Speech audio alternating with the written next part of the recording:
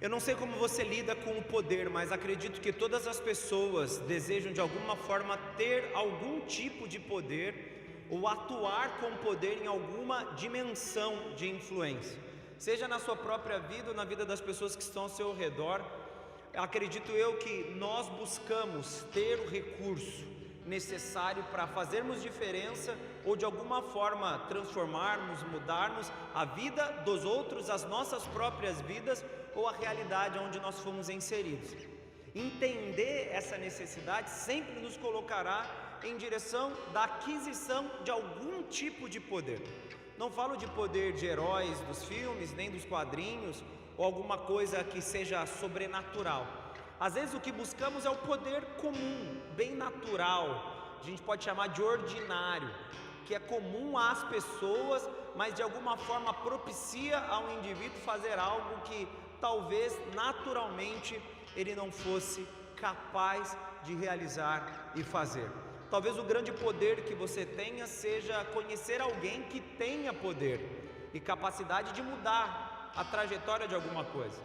Talvez o poder que você tem é oriundo da sua própria influência, onde você, entrando em determinados lugares, você consegue realizar o que você deseja. Talvez o seu poder seja produto ou fruto da sua condição financeira. Você tem muito dinheiro e através do seu dinheiro você muda realidades. O seu poder talvez seja a sua capacidade oral, a sua capacidade de alguma forma persuadir, dissuadir ou mudar a opinião de alguém através das coisas que você diz. Você é bem articulado. O ser humano procura poder, e esse poder normalmente está ligado à melhoria da sua própria vida ou de alguém que ele conhece. É o desejo de tornar muito mais próximo a realidade daquilo que sonhamos, e a partir disso nós nos utilizamos de qualquer coisa. A gente acabou de passar por um período eleitoral e muita gente votou no seu candidato a partir daquilo que esse candidato pode dar para ele, de forma individual. A gente está falando de poder, por exemplo, poder político. Vou votar no Joãozinho, porque o Joãozinho vai facilitar minha vida amanhã, quando eu precisar de alguma coisa, ele vai me ajudar. Não estou nem falando de pagamento, estou falando simplesmente porque você sabe que aquela pessoa pode melhorar alguma coisa para você. Isso tudo é poder. Então a gente faz isso, a gente quer ter poder, a gente quer ter capacidade de afetar um pouco o meio e tornar ele cada vez mais próximo do que nós sonhamos e idealizamos. Todos fazem isso. Se você é marido dentro de casa, você tenta usar o seu poder de ser o cabeça para tornar a sua mulher exatamente aquilo que você quer, formatando ela nas suas próprias intenções e interesses. Se você é mulher e entende esse poder influenciador da mulher, você tenta de alguma forma formatar o seu marido para ele se tornar aquilo que você quer. Ou você não conhece ninguém, ou não foi você que, se envolvendo com o rapaz, pensou: se eu ficar com ele, ele vai mudar, porque eu tenho poder para mudá-lo. Então a gente entende isso como algo muito natural, comum, e eu posso dizer até desejado por nós, essa ideia de poder ter poder e de alguma forma afetar o meio.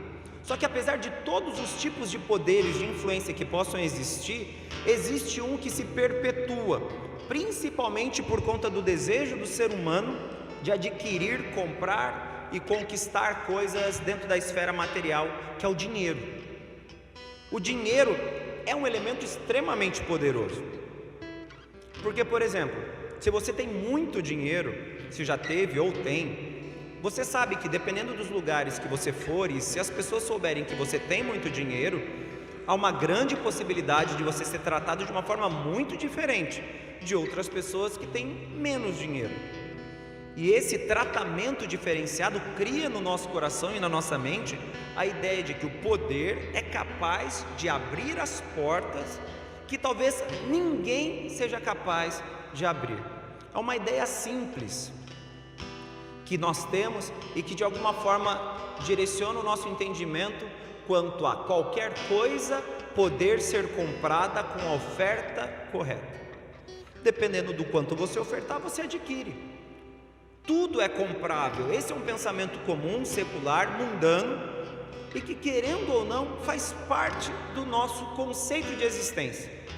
Me diga, por que você talvez sonhou um dia em ser rico?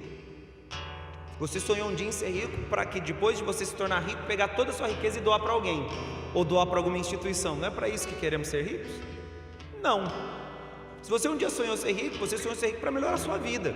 Talvez das pessoas muito próximas, e talvez quando você se tornar rico, nem os próximos. Olhe lá, pai e mãe, no máximo a sua própria vida, porque querendo ou não, a nossa percepção muda depois que nós temos o poder nas mãos. O fato é que qualquer pessoa que quis ter muito dinheiro, quis tê-lo para si próprio.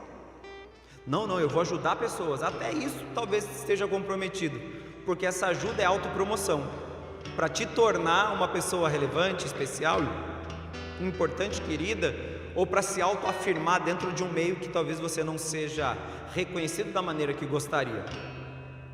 Nós percebemos isso, que o dinheiro é capaz de dar a nós todas as portas de acesso que sempre sonhamos. Nós não dizemos que nos grupos que são organizados, as pessoas com mais dinheiro conseguem mais amigos? A gente fala isso, é a panelinha do pessoal que tem. Os que não têm não podem fazer parte dessa panelinha. Normalmente é falar de alguém que gostaria de ter para fazer parte daquilo. Então você nota que no fim se a gente fosse falar de todos os tipos de poder, o que mais se torna desejado por todos é o do dinheiro. Porque com o dinheiro você compra o poder de entrar nos lugares, você compra a influência, você compra qualquer coisa. Só que qual é o problema aí? É a maneira que o cristão se relaciona com ele. Por quê? Porque se nós fôssemos, que é o que muitos dizem, tratar a nação brasileira como uma nação cristã, porque alguns grupos tendem a afirmar que o brasileiro como país, o cidadão e a nação brasileira, ela é cristã, nós teríamos uma perspectiva sobre o uso do dinheiro muito diferente talvez daquela que habitualmente a gente vê. Por quê? Porque a Bíblia, quando ela retrata o dinheiro, ela primeiro não trata ele como algo que deve ser desejado. Não, pastor, não. Na verdade, a Bíblia até condena o desejo ao dinheiro. A Bíblia, quando fala sobre enriquecer, ela diz que a riqueza produzida é fruto de trabalho e associa esse trabalho a uma bênção de Deus, que o que a Bíblia já diz, que a riqueza de Deus não causa dano ou não causa dor. Mas quando a gente fala da riqueza comum que a gente busca, ou do pensamento comum que nos leva a desejar uma riqueza, você nota que todos nós desejamos dinheiro, como se víssemos o dinheiro como aquele que vai nos tornar melhores e nos vai dar algumas vantagens. E aí você descobre que mesmo que afirmem que o brasileiro ou o Brasil é uma nação cristã, a relação que nós temos com o dinheiro está totalmente adulterada, para não dizer comprometida e contaminada, porque a visão bíblica quanto ao dinheiro é, primeiro, como eu já falei, não deve ser desejado, e segundo, o dinheiro é um elemento a ser usado e não um fim nele próprio. Nenhum homem ou mulher de Deus deveria ver o dinheiro como algo que ele persegue. Na verdade, ele veria o dinheiro como algo que ele usa e não como algo que ele persegue. Pastor, não é a mesma coisa? Não. Você nota que quando você se torna incapaz de assumir o ônus financeiro em função de outra pessoa, você consegue identificar que a maneira que você está administrando o dinheiro ou se relacionando com ele diz mais respeito a mantê-lo junto com você do que de fato utilizá-lo para um fim. E a igreja cristã, quando se torna igreja, que é a partir de Atos capítulo 2, você vê ali presente uma cultura. A cultura deles era qual? Eu não terei mais do que eu preciso, eu não manterei nas minhas posses mais do que as minhas necessidades pedem. E eles vendiam seus bens e depositavam nos pés dos apóstolos. Sabia que o pastor ia pedir dinheiro. Fica tranquilo. Nesse caso em especial, ele estava falando sobre a comunidade. Era o grupo que se construía em torno daquela mensagem, que era a palavra de Jesus. E os apóstolos se tornavam gestores de um recurso que era da comunidade. Para quê? Alimentar, suprir necessidades. E aí você descobre por que a Bíblia, por exemplo, identifica a igreja no seu início como um lugar onde não haviam necessitados. É engraçado. A Bíblia afirma que no seio da igreja cristã, no primeiro século da igreja, não possuía nenhum indivíduo com necessidade. E o que é necessidade? É o básico para a sobrevivência: comer, vestir e moradia. Não havia ninguém passando necessidade, porque a cultura vigente naquele pensamento era muito próxima daquilo que a gente discutiu falando das bem-aventuranças e do próprio Sermão do Monte, quando Cristo apresenta um cenário e a gente vai usar um texto de lá para tratar de um aspecto das finanças. Por quê? Porque o cristão se relaciona com o dinheiro como um meio para um fim. E esse fim é muito óbvio. Quer comais, quer bebais, quer façais. Vocês lembram desse versículo? Como é que termina? Quer façais algumas coisas, não é isso? Qualquer coisa.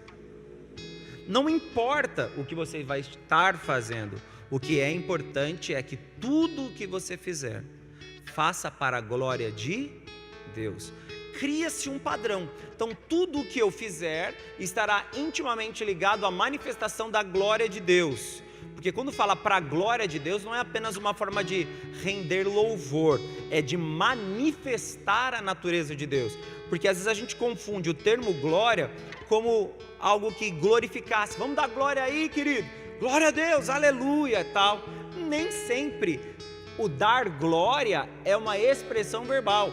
Às vezes o dar glória a Deus é tornar visível o poder manifesto de Deus. E esse poder manifesto de Deus pode ser às vezes uma oração por um enfermo, pode ser, por exemplo, a expulsão de um demônio, mas pode também ser o uso dos nossos recursos financeiros em benefício de alguém que esteja necessitado naquele momento. Só que isso só vai ser possível se entendermos que o dinheiro não é um fim, é um meio, e quebrarmos a ideia de desejá-lo. Porque quando você deseja algo, você na verdade está usando um outro termo para aplicar a ideia de paixão, devoção e idolatria. Desejar é se apaixonar. Ah, eu sou apaixonado pela minha mulher, então quer dizer que eu a desejo, e isso tem conotação sexual. Quando eu falo que eu a amo, eu afirmo que estou disposto a morrer por ela.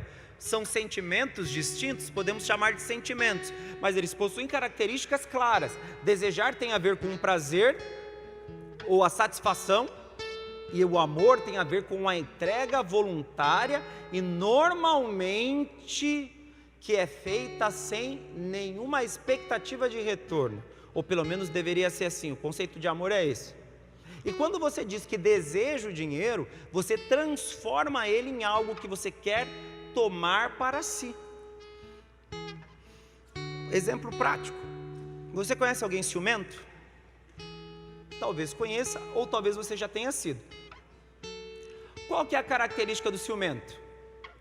O ciumento é um indivíduo que define que aquilo é dele e ele não compartilha com ninguém. Característica da paixão, característica do desejo. Se você deseja o dinheiro, quer dizer que você não o compartilha. E o compartilhar, eu não estou falando sobre você pagar as contas da sua casa, beneficiar os seus filhos e a sua esposa, ou marido e seus filhos. Estou falando sobre o uso ou o emprego desse dinheiro em questões que talvez não te tragam nenhum tipo de satisfação direta, ou não representem um prazer próprio, mas podem se tornar um ativo espiritual na vida daquele que o recebe. Aí você começa a construir um conceito e você descobre, primeiro, ou que você deseja o dinheiro demais, provavelmente isso está atrelado ao poder que o dinheiro dá. Não, pastor, mas eu só quero dinheiro para poder me vestir bem. Você quer o poder que o dinheiro pode te dar para mudar a sua aparência junto à sociedade ou às pessoas com quem você se relaciona. Mesmo que você diga que você quer muito dinheiro porque você é jovem, quer comprar roupas na loja mais cara da cidade, o desejo por comprar roupas na loja mais cara da cidade está envolvido com posição social, com prestígio, com marca e com, de alguma forma, promoção da sua própria imagem. Não, não é por isso não. É por isso sim. A ostentação te torna, de alguma forma, aceitável ou te torna superior dentro da disputa social de autopromoção, onde você quer se tornar, de alguma forma, uma pessoa em destaque. E o dinheiro vai te dar isso. Então eu quero dinheiro para comprar um carrão. Ah, um carrão para quê? Porque eu amo carro. Eu também amo carro.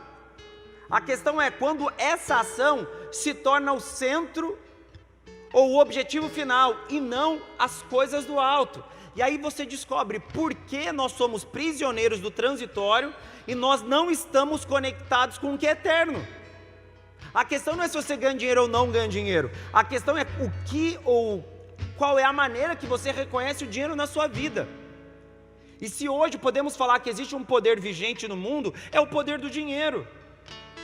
É o poder da aquisição, ou tudo aquilo que o dinheiro pode produzir.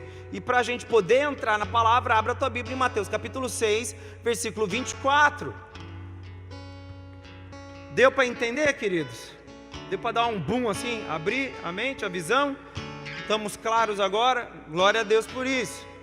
Em Mateus capítulo 6, no versículo 24, faz a seguinte afirmação. Nós estamos falando de um texto extraído do Sermão da Montanha, extremamente famoso. Nós podemos chamar do texto legal do cristianismo, da mesma forma que existe o texto legal do judaísmo, lá em Levítico, em Números, nos textos que fazem menção à legislação judaica. O cristianismo é construído nesses versos. Então a gente tem desde a oração do Pai Nosso e dentro da construção comportamental como Cristo gostaria que fôssemos. E ele afirma o seguinte: ninguém pode servir a dois senhores, porque ou há de odiar a um e amar o outro, ou há de dedicar-se a um e desprezar o outro. Não podeis servir a Deus e às riquezas. Na Almeida Fiel, se você puder mudar, eu não sei se, acho que já vai estar o termo mamon. Está ali mamon, que é uma entidade que muitos associam, mas no fim é riqueza também. Mas por que ali existe a identificação desse termo mamon? Porque cria-se a ideia de adoração, idolatria, se torna divino o que na verdade não é. E a gente percebe isso em uma outra questão que a gente nem vai tratar hoje, que no final dos tempos os homens pegariam coisas naturais e começariam a adorar essas coisas como se fossem espirituais. Eles transformariam isso, o homem faz. E quando você transformar a riqueza em algo poderoso, você atribui à riqueza um poder divino, de realização. Se eu tivesse dinheiro, eu poderia curar uma enfermidade. Se eu tivesse dinheiro, eu poderia melhorar minha vida. Se eu tivesse dinheiro, eu poderia estudar. Se eu tivesse dinheiro, eu poderia comprar uma igreja melhor. Um prédio, dizendo espaço físico, na igreja não dá para comprar, mas o espaço físico. Se eu tivesse dinheiro, pastor, eu ia construir uma ONG para a gente poder, quando voltar, ter um lugar maravilhoso. Ok, mas quem disse que a gente depende do dinheiro para qualquer realização dessa natureza? Se você acredita que a gente precisa, lógico que precisa, pastor. Como é que a gente compra? Aí que você se engana. Na verdade, o que nós precisamos é de uma intervenção divina, que pode resultar na aquisição de dinheiro, ou pode simplesmente se transformar num poder constrangedor do Espírito, que vai no coração de um homem milionário, que vai dizer, ó, eu tenho um local exatamente do jeito que vocês querem, toma aqui a escritura e podem colocar a sua ONG lá dentro, vocês são donos daquele prédio. O dinheiro adquiriu, não foi o Espírito que constrangeu, exatamente o que acontece lá no Egito. Depois das pragas e da dureza do coração de Faraó, o que o Senhor faz? O constrange e ele libera os escravos, que era todo o povo hebreu aprisionado. Não foi dinheiro que adquiriu, a intervenção foi do próprio Deus. O povo teve fome no deserto, quem proveu comida? Foi o próprio Deus. O povo teve sede no deserto, quem proveu bebida? Foi o próprio Deus. O dinheiro não teve poder. Por quê? No fim das contas, o dinheiro tem um poder restrito e limitado, diferente de Deus, que tem um poder ilimitado e irrestrito, sendo capaz de fazer qualquer coisa que é possível aos homens ou mesmo impossível, porque Deus não se limita a agir apenas nas impossibilidades. A impossibilidade é o lugar onde apenas Deus age, mas nas possibilidades Deus também pode. Como eu já citei, eu acho que na outra pregação, há 2 quartas atrás, porque semana passada eu preguei em outra igreja, quando eu falei sobre a tia Isaura que me dava um lanche lá em Taubaté na faculdade, porque eu tinha fome, eu não tinha dinheiro. Estudar fora era um desejo do meu coração que eu levei a Deus e Deus testificou, e eu fui estudar fora de Caraguá, mas morava aqui ainda. Aquela mulher se dispôs a me dar lanches todos os dias que eu estava lá do lado do carrinho de lanche dela. Por quê? Porque eu tinha dinheiro? Não. Porque eu aparentava ter dinheiro? Não. Até porque ela deu. Se eu tivesse dinheiro, ela não daria. Ela me deu. E eu sempre vi ali uma intervenção divina, simplesmente porque eu acordava pela manhã, eu comia a merenda da escola, porque eu dava aula ao meio-dia, começava a dar aula 1, saía às 3h30 do colégio, corria para pegar o ônibus aqui às 4h20, na frente da Santa Casa, ia para Taubaté, voltava de Taubaté, só ia comer no outro dia pela manhã um copo de leite, um suco ou um pão e ia trabalhar. E ela, sabendo da história, sem saber, porque ela não havia ouvido de mim, porque eu não havia citado, mas ela, acho que ela suspeitou, ou Deus mesmo já mostrou para ela o que estava acontecendo. Ela falou: Arthur, toma, e toda vez que você quiser eu vou te dar. Eu nunca pedi, e ela dava sem eu pedir. Ainda assim, é o quê? Uma provisão, pensando em prosperidade, mas uma prova de que a aquisição de coisas nem sempre é resultado ou produto de uma intervenção financeira. É Deus trazendo aquilo que o homem não pode naquele momento, sendo impossível para ele ou mesmo possível, mas provando que Deus é a fonte inesgotável de todas as respostas. Mas será que a gente pensa assim? Vamos ser honestos? Não. Basicamente todos os nossos projetos pessoais, eles de alguma forma esbarram na falta de recurso. E a primeira coisa que fazemos, mesmo que oremos a Deus para que Ele nos ajude, é pensar como teremos dinheiro suficiente para cumprir aquilo que foi proposto em nosso coração. E eu posso acrescentar um cenário ainda mais problemático. Fazemos isso até quando Deus coloca coisas no nosso coração. E a gente sabe que veio de Deus, Deus nos pediu para fazer coisas, e a gente vai lá e fala: beleza, Senhor, mas eu não tenho dinheiro, me falta dinheiro, eu preciso de dinheiro. Se eu tivesse dinheiro, eu ia fazer o que Deus me pede. Se Deus te pediu, Ele não falou para você ter dinheiro, Ele pediu para você ter fé. E a fé é a expectativa eterna daqueles que se movem de uma forma sobrenatural e não são reféns de um poder temporário, que é o poder do dinheiro. Até porque se você se tornar cativo de alguma forma ou dominado pelo poder do dinheiro, a ausência do dinheiro vai te fazer questionar praticamente todos os pilares da sua fé, da sua existência e dos seus propósitos e significados de vida. Ou você nunca ouviu falar de homens ricaços que escolheram cometer suicídio quando chegaram à bancarrota, faliram? Eles escolheram cometer suicídios por quê? Porque ele não via perspectiva de recomeço, porque a mente dele se limitava ao poder que o dinheiro lhe dava. Aí você começa a compreender que a fala de Jesus no Sermão da Montanha, identificando o Mamon e colocando em comparativo Deus e Mamon, é porque nós oscilamos entre duas fontes de poder, aquela que é o próprio Deus e aquela que é proveniente do dinheiro, e habitualmente acreditamos poder servir a dois senhores. E entenda, você jamais será capaz de servir aos dois. Pastor, você está dizendo que eu não poderei ganhar dinheiro? Não, eu estou dizendo que você não conseguirá servir a dois senhores, porque eu há de agradar a um e desagradar o outro, por uma razão muito simples. Se você se torna servo do dinheiro, se você se torna súdito do dinheiro ou do poder que o dinheiro te dá, gradualmente você se tornará capaz de fazer qualquer coisa para que você possa de alguma forma se comunicar com esse poder.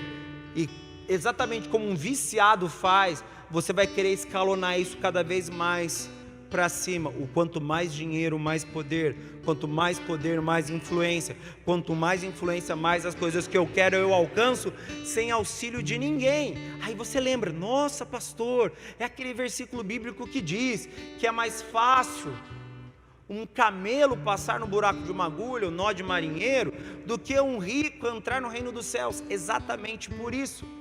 Porque para o rico, o poder não está presente em um ser divino e invisível e que é galardoador. Na verdade, para o rico, o poder está diante dos olhos dele, no cartão, no dinheiro ou na influência que ele possui. E aí você começa a notar que ou nós temos uma crise institucional, ou os crentes nunca entenderam como eles deveriam lidar com o dinheiro. Porque no fim, quem não quer ele? Ah, pastor, eu não quero, tá bom. Por que você não casou até agora? Porque eu não tenho dinheiro. Alguns casos é porque eu não tenho pretendente, mas vamos tirar esse grupo, né? Vamos falar só dos que não têm dinheiro. Por que você não casou ainda, já que é noivo? Ah, porque eu não tenho dinheiro para casar, porque se eu tivesse dinheiro para casar, eu casava. Mas você vai casar com quem? Com dinheiro ou com a pessoa? Não, é com a pessoa, mas sem dinheiro não dá para casar com ela, né? Porque sem dinheiro vai dar muito problema no nosso casamento, concordo. Sem dinheiro não vai dar muito, mas também sem a vontade de trabalhar vai ter problema. E sem a vontade de estar com essa pessoa também vai. Sem capacidade de tolerar, mesmo que tenha dinheiro, você não vai conseguir conviver com o seu cônjuge. Ter dinheiro não mudou e nem melhorou o casamento de ninguém. Me fala, que pessoa que continuou com a outra por causa do dinheiro?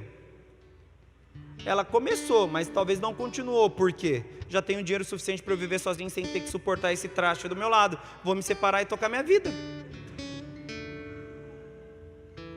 Duas pessoas ricas se casam. O que as faz permanecer juntas? O fato delas terem dinheiro? Não, as duas são ricas. Você começa a perceber que a gente construiu uma ideia da necessidade de dinheiro que nós não deveríamos ter. A nossa maior necessidade provém de Deus. Ele é a nossa fonte inesgotável. Ele é a razão pela qual caminhamos, Ele é a razão pela qual encaramos os principais desafios da nossa vida. Pastor, mas é loucura, vou morar onde? Talvez você vá morar numa kitnet, mas Deus mandou você casar, casa. Ah, eu casei e fiquei desempregado automaticamente. Para eu me casar, eu tive que ficar desempregado, porque eu fui embora de Caraguá. A pastora foi a trabalho, ou ela ficava em Caraguá e eu trabalharia aqui, ou eu ia embora com ela e eu tentaria arranjar um emprego em São José dos Campos. Eu larguei o emprego que eu trabalhava, bem sucedido como professor, e fui morar em São José, desempregado, não tinha dinheiro. E aí, eu tive crises, porque eu sou homem. E aí eu percebi, conversando com a minha esposa, como deveria ser a dinâmica de casal no que diz respeito a dinheiro. A gente está aqui para construir algo. O melhor da história do casamento é aquilo que se constrói junto, não aquilo que você dá, no sentido de recurso monetário.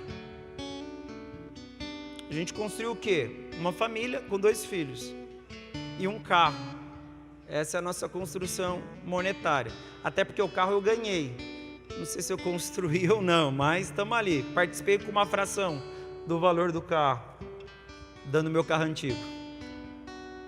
Aí você começa a perceber que o meu histórico com a minha esposa não foi baseado no dinheiro. O meu histórico ministerial, quem anda comigo mais próximo sabe. O que a gente já fez nessa igreja que a gente sonhou tendo dinheiro? Nada.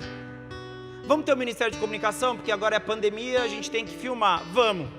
Pastor, tem dinheiro? Não, mas a gente vai montar um ministério de comunicação. E a gente montou, fazia com o que tinha. Hoje a gente tem 2 câmeras muito boas, tem uma estrutura. Mas como? De onde veio isso? Veio de uma riqueza que não é minha, foi intervenção de Deus. Foi Deus que se tornou financiador. Por quê? Nós não nos movemos escravos do dinheiro ou do poder que Ele possui. Nós nos movemos dependentes exclusivamente daquilo que Deus pode ser. Então a minha relação com o dinheiro não é sobre aquilo que Ele faz, é sobre aquilo que eu posso fazer com Ele. Apenas isso. E antes de tudo, antes de depender do próprio dinheiro, eu estou intimamente dependente daquilo que Deus pode fazer. Porque qual razão eu teria de temer a homens que podem apenas matar a carne? A Bíblia é muito clara. Você não deve temer aquele que pode apenas matar a sua carne. Você tem que temer aquele que pode matar a sua carne e mandar a sua alma para o inferno, ou o teu espírito para o inferno. E o único que pode fazer isso é Deus. Logo você começa a perceber que sempre houve na construção do povo de Deus um embate entre o dinheiro e a verdadeira fé. E aí eu te pergunto, em tempos de pandemia, onde os mercados financeiros ou de expansão financeira estão cada vez menores, alguns setores estão aí patinando para sobreviver, aonde nós teremos a nossa expectativa firmada? Em um Deus que pode todas as coisas, ou em um dinheiro que já se mostrou finito e incapaz de prover a nós tudo o que queremos e precisamos? A pandemia provou isso. O dinheiro escasso, falta de recurso. E aí o desespero nos levou aonde? A joelhos dobrados, a cabeças reclinadas e a um choro implorando: Senhor, por favor, não se esqueça de mim. E aí você lembrou que não vi e nem a minha geração um justo mendigar o pão. Você começa a reconhecer que Deus é a fonte inesgotável e sem Ele não há mais nada que podemos esperar de qualquer coisa, porque Ele é a fonte inesgotável. Então eu não tenho que me preocupar e nem temer a fonte financeira ou de recursos. Pastor, isso é loucura, você está dizendo para eu não trabalhar? Estou dizendo para que o seu coração se torne servo de Deus, e que o seu dinheiro seja servo de Deus, e você servo de Deus, e não servo do dinheiro que você ganha, porque isso pode se tornar o seu fracasso ao invés do seu sucesso. O mundo é visto por aqueles que alçaram voos mais altos financeiramente, mas a vida eterna só conhece homens e mulheres que abandonaram tudo aquilo que possuíam a fim de buscar uma promessa invisível e incorruptível. E eles andaram sem que tenham alcançado a promessa. Heróis da fé, Hebreus 11. Aí você começa a enxergar que nós temos uma crise. Até aquele mais simplesinho, modesto, me perdoe, querido, a hipocrisia da modéstia também existe. Eu sou tão humilde, daí escorre a babinha da humildade. Eu sou tão orgulhoso de ser humilde. Você acabou de deixar de ser humilde e se tornou um orgulhoso. Porque se você tem orgulho de ser humilde, você não é humilde, você é orgulhoso. Humilde não tem orgulho de ser humilde, humilde é humilde. Na verdade, humilde tá nem aí para nada. Eu quero viver, quero fazer o bem, quero me relacionar com as pessoas, se eu visto bem, visto mal. Eu sou meio chatinho, falou: filhão, se arruma direito aí. Pai, eu não me preocupo com beleza. Ele passa a mão no cabelo dele. Eu não quero saber se combina a minha roupa. Eu quero estar confortável. Aquilo é um exemplo de humildade. Filho, não, bota uma calça jeans para ficar mais parecido com o papai. Vai de camisa. Pai, eu gosto de bermuda, de algodão, de elástico, sem barbante porque incomoda, e uma camisa de algodão bem levinha. Ah, filho, mas não está combinando. Pai, não precisa combinar, não quero ser bonito, eu quero estar confortável. Filho, põe um tênis para ir para a igreja. Não, pai, vou de chinelo, gosto de chinelo, porque chinelo é melhor, é mais fresquinho. Ele é um perfeito, Caissara, faz jus.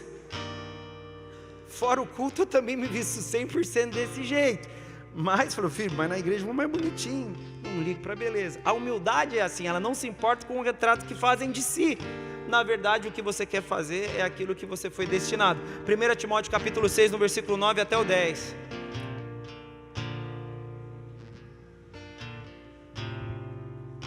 Olha o que diz o texto. 1 Timóteo 6, 9 e 10. Mas os que querem ser ricos caem em tentação. Aí você entende por que Jesus falou que não dá para servir a dois senhores. E em laço, e em muitas concupiscências loucas e nocivas. Os negócios surreal acontecem com quem quer dinheiro. O desejo, né? Quer ser rico, milionário. Que submergem os homens na perdição e ruína. Porque o amor ao dinheiro é a raiz de toda espécie de males. E nessa cobiça, por isso que o desejo é o problema. Alguns se desviaram da fé e se transpassaram a si mesmos com muitas dores. Você começa a perceber que a perseguição que nós temos exercido para ter dinheiro tem se tornado o fracasso da nossa jornada cristã.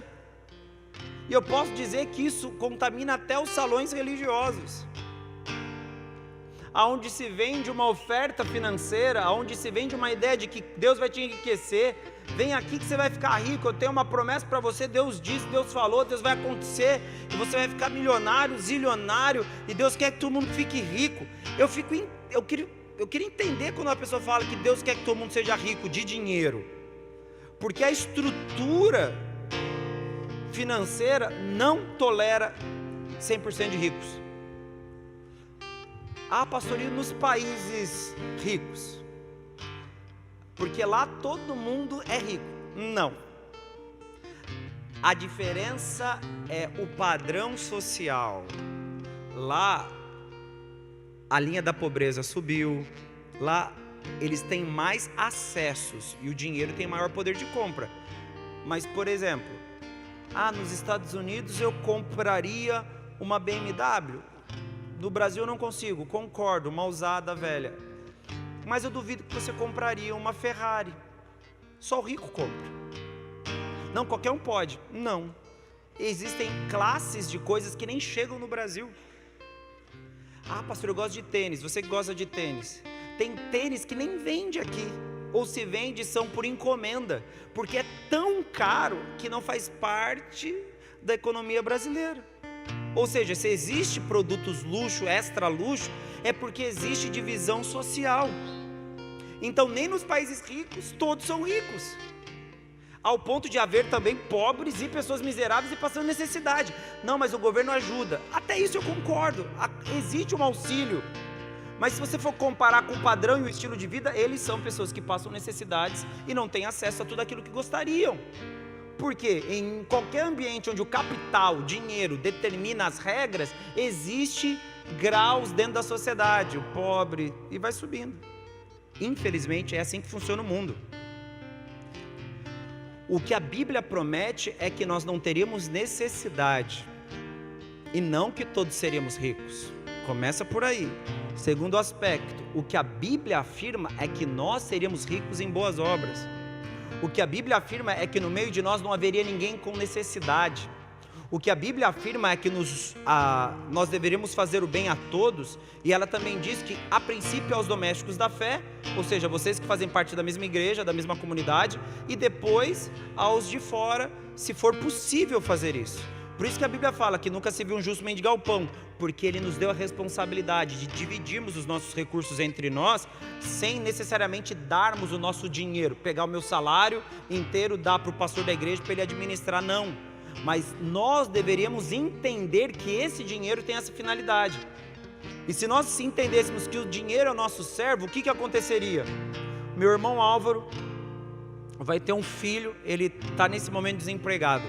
Não tem dinheiro, não tem condições de comprar o enxoval do bebê. O que nós deveríamos fazer?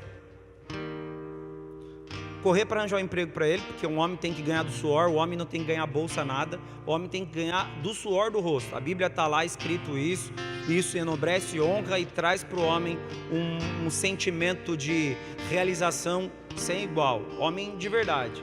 Os homens mais ou menos gostam de viver do dinheiro do sogro, da sogra, do vizinho, do governo, de qualquer um. Mas homem de verdade gosta de trabalhar.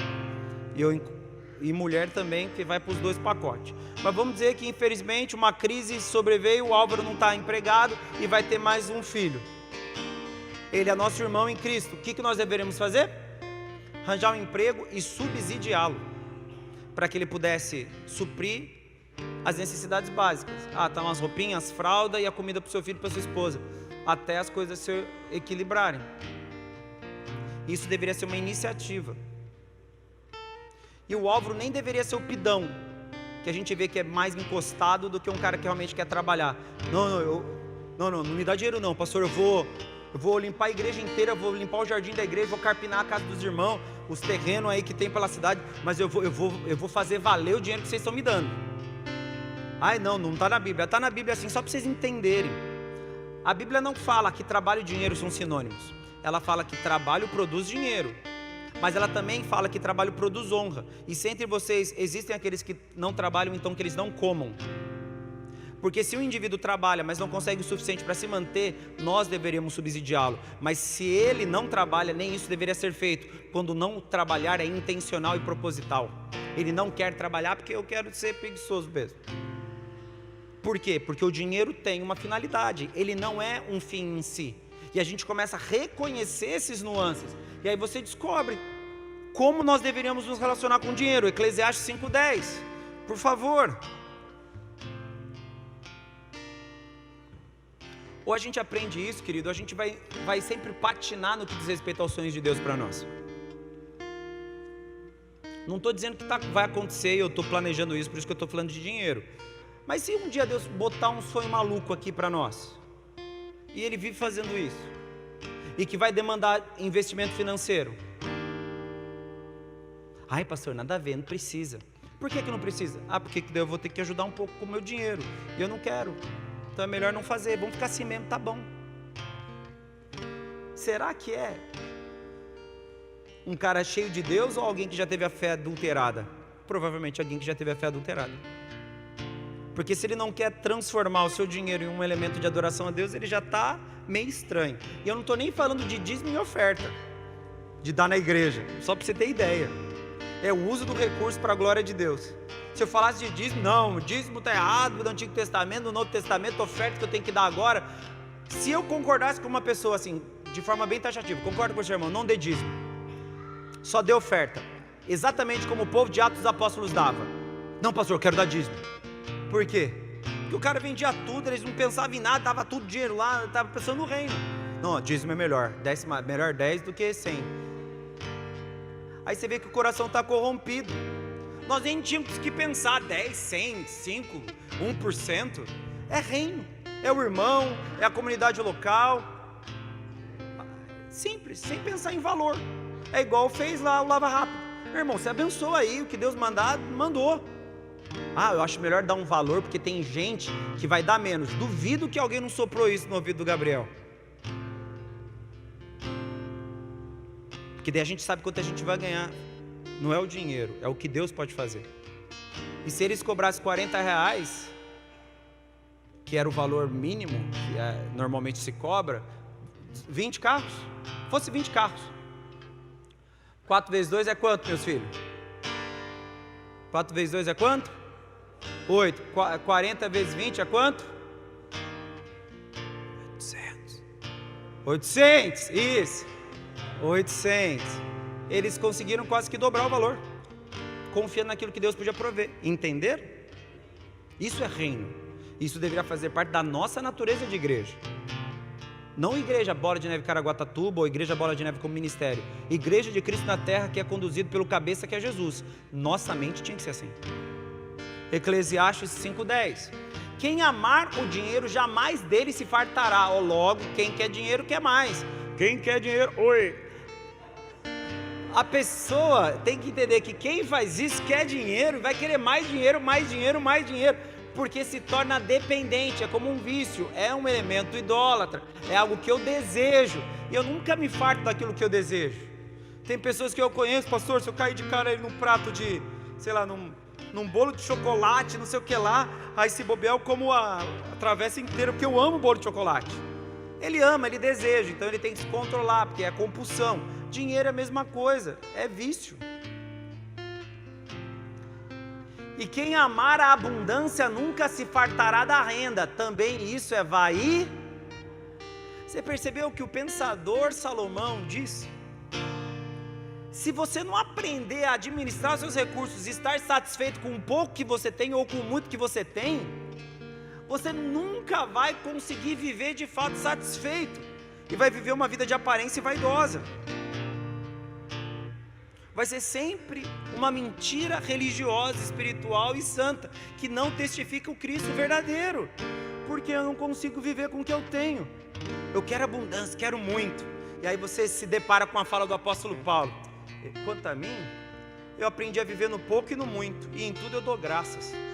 Por quê? Porque ele entendeu que ele não precisava reclamar se estava doente ou se estava curado. A fala do Senhor a ele foi muito direta: a minha graça te basta. Se a graça de Deus te basta, quer dizer que a sua maior riqueza é aquela que você recebe de Cristo, que é a graça, e não estar bem ou estar mal. E aí você começa a perceber por que os crentes de antigamente, os crentes raiz que botava a Bíblia embaixo do braço e ia para o culto, você via eles andando com um orgulho de Deus, santo, cabeça levantada, ia para a igreja feliz da vida para cultuar o Senhor. Aí eles iam assim: Senhor, hoje eu não vou ter comida, que o Senhor possa prover para mim. Eu conheço pessoas que testemunharam isso para mim. Que o Senhor possa prover para mim um almoço. E eles iam para a escola dominical do domingo pela manhã, e aí um irmão falou: ô irmão, tudo bem? Pai do Senhor, como é que você está? Tô bem, com um sorrisão na cara. Vamos para almoçar em casa, vamos estender a escola bíblica lá para casa, a gente bate um papo, você almoça com a gente, hoje vai ter churrasco. É o prato preferido do irmão que não tinha o que comer. E ele é abençoado naquele momento com churrasco. É coincidência? É Deus fazendo. Os crentes de hoje são alimentados pelas promessas de ficar rico, deixar de ser solteiro, essas coisas. Vem para a igreja que aqui eu resolvo. Aqui tem a unção do emagrecimento. Emagrece, fica rico. E a galera vai: não, eu vou lá porque lá eu fico magro. Para que pagar lipo se eu posso? Aí eu invisto no nariz porque eu estou precisando fazer. Aí a pessoa vai lá, ora por ver se o irmão vai. Você começa a perceber que a mensagem ela tem sido comprometida e ela tem se tornado um meio que satisfaz o homem, quando no fim o que deveria ser é o homem satisfazer a Deus por meio da transformação produzida pela mensagem. O dinheiro, agora retornando a esse conceito, ele faz isso conosco, constrói essa ideia. E vamos dizer que a gente não é prisioneiro. Deus já te mandou sonhar? Eu não sei nem se eu acordei depois que eu me converti. A minha vida é um sonho, desde que eu me converti. Deus me faz ficar sonhando com um monte de coisa. Mas Deus nunca me deu nada para que eu pudesse ter segurança para buscar o sonho que Ele me deu. Ele só fala: sonha, Arthur, sonha, vai lá, bobão.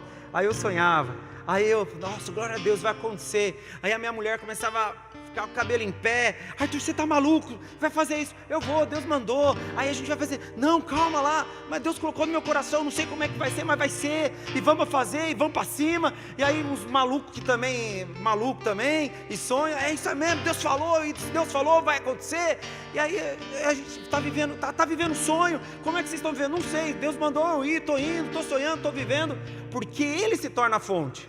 E o dinheiro, pastor? Até veio, mas não era porque o dinheiro veio porque eu fui andar. Eu fui andar porque Deus mandou caminhar. O dinheiro veio como consequência do exercício, do esforço, e não como missão principal, não como fonte, nem como destino e nem como propósito exclusivo. Vamos lá. Como? Não sei, Deus falou. Vamos lá, primeira coisa que crente faz: Deus falou que vocês vão alugar esse prédio. Temos dinheiro? Não. Então, elimina o dinheiro.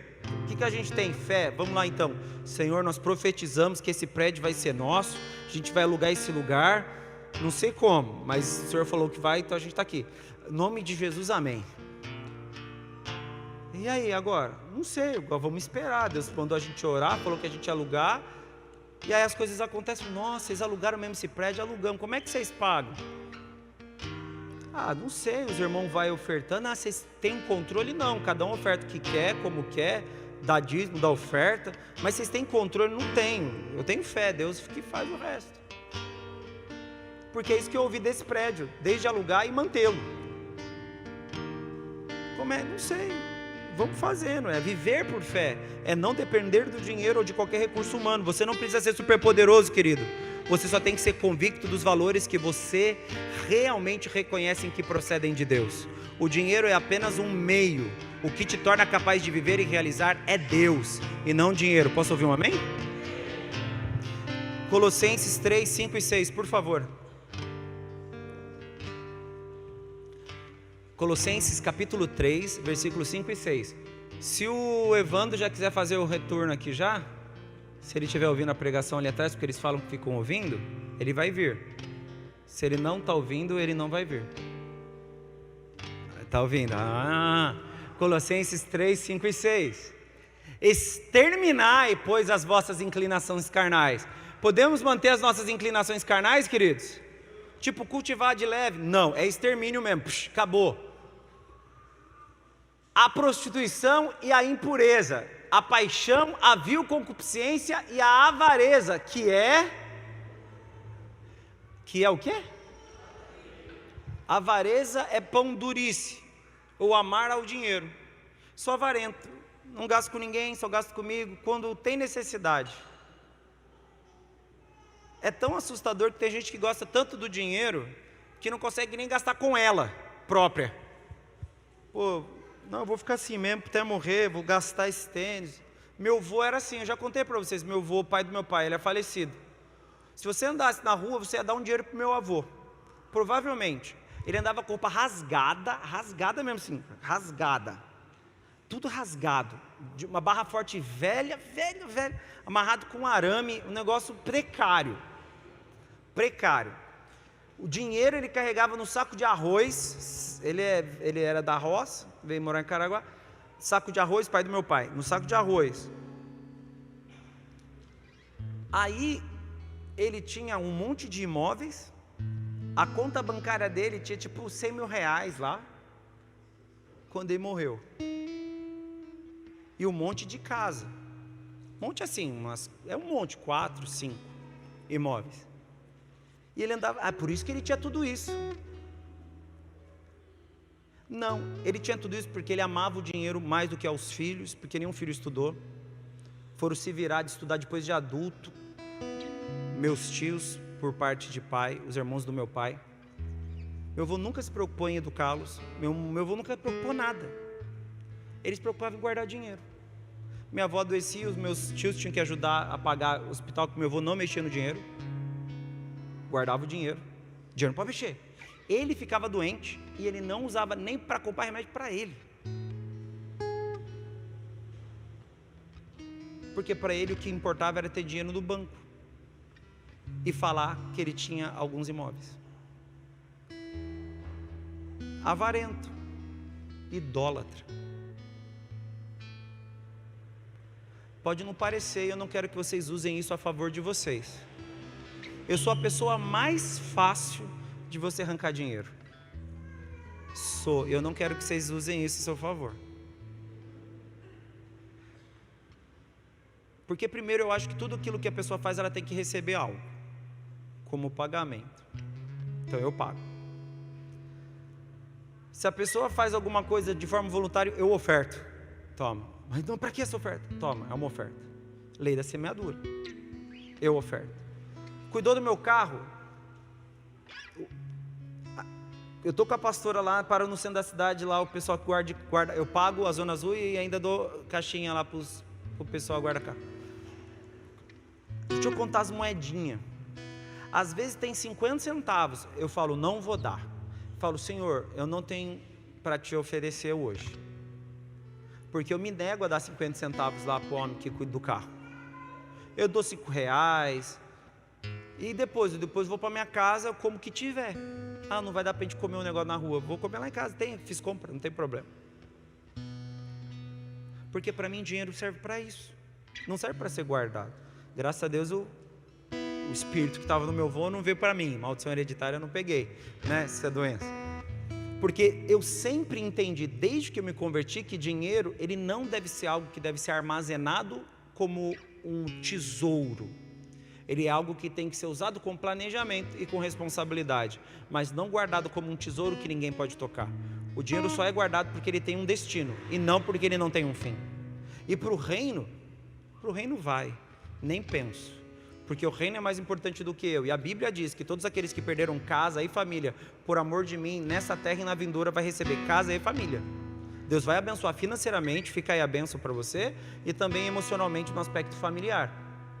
Até porque no contexto, todos os cristãos que assumiam uma profissão de fé cristã, eles normalmente eram abandonados pela família, porque eles iam para uma seita judaica, que era o povo do caminho, seguidor de Jesus, e alguns judaizantes não aceitavam essa conversão, então eles expulsavam de casa, e eles eram obrigados a morar com a comunidade cristã, eles iam lá morar junto.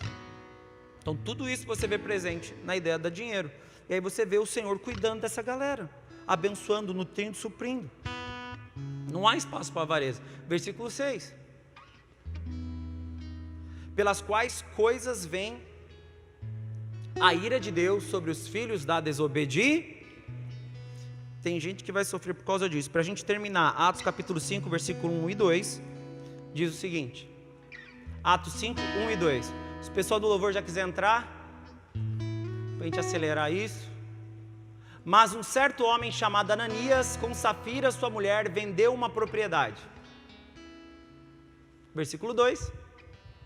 E reteve parte do preço, sabendo também sua mulher, e levando a outra parte, a depositou aos pés dos... E o que aconteceu com eles? Foram exterminados, fulminados, caiu um raio e eles morreram, podemos dizer assim.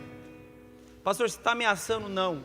Eu estou dizendo que hoje, creio eu, que ninguém vai ser exterminado por conta disso.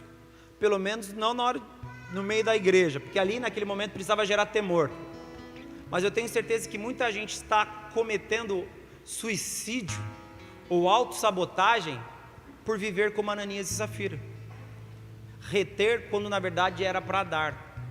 Segurar quando era para ser, na verdade, alguém que se torna um doador. E se você quer mistério de Deus para ficar rico no reino, seja capaz de dar mais do que habitualmente você é capaz de dar. Esse é o mistério da riqueza no reino.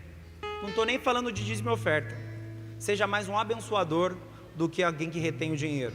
Se você entendeu isso, Deus vai te abençoar. Não importa. Agora eu não estou nem falando de dízimo e de oferta, estou falando de abençoar pessoas na igreja, fora da igreja, ser uma ferramenta de Deus. Deus, Ele abençoa pessoas com esse perfil e torna essas pessoas bem-sucedidas, porque ali o reino pode se manifestar. E todo dom dado por Deus é para aquilo que for útil. E se riqueza é dom, Ele só vai dar para aquilo que for útil, quando provém dele. E para a gente encerrar, 1 Coríntios capítulo 10, no versículo 31. Espero que hoje você reveja a sua relação com o dinheiro. Ganhe bastante, trabalhe, mas não ame o dinheiro e nem se torne escravo dele. Abençoe pessoas, invista em coisas que realmente são relevantes, em pessoas, que é o melhor investimento que existe, é investir em gente. Mas entenda isso de forma espiritual, para que Deus realmente possa abençoar a sua vida. Portanto, quer comais, quer bebais, ou façais qualquer outra coisa, fazei tudo para a glória de... Amém, querido? Que a sua relação com o dinheiro mude. E se existe alguém que é escravo aqui, o escravo é o dinheiro, nosso escravo e da vontade de Deus. Nós não somos escravos dele, somos livres, amém? Para viver tudo aquilo que Deus tem para nós. Fique de pé, por favor, no nome de Jesus, e aplauda o Senhor.